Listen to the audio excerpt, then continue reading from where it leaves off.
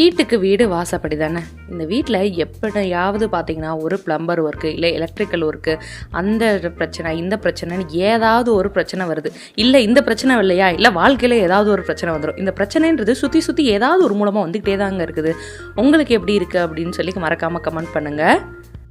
அன்னைக்கு சஜீஷோ வந்திருந்தார். அதனால் கொஞ்சம் வெஜ்ஜிலேயே லைட்டாக ஸ்பெஷல் பண்ணியிருந்தோம். என்ன அப்படின்னு பார்த்தீங்கன்னா எல்லாமே மிக்ஸ் பண்ணியிருந்தோங்க.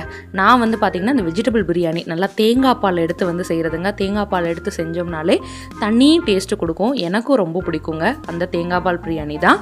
அடுத்து மல்லி துவையல், இது அம்மா பண்ணாங்க. ஃபைனலாக மொளா கூட்டு ரசம். இந்த மொளா கூட்டு சஜீஷ்க்கு ரொம்ப ரொம்ப பிடிக்கும். அதனால் எப்போ எங்கள் அம்மாவுக்கு நேரம் கிடச்சாலும் இந்த வெங்காயம் வெள்ளைப்பூடு நிறையா போட்டு இந்த மொளா கூட்டு செஞ்சு கொடுத்துருவாங்க.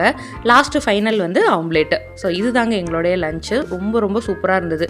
எல்லோரும் ஒன்றா சேர்ந்து சாப்பிட்றதே இந்த சாட்டர்டே சண்டே தான். அது எப்பயுமே தனி டேஸ்ட்டாக தாங்க இருக்கும். எப்பயும் செய்கிறது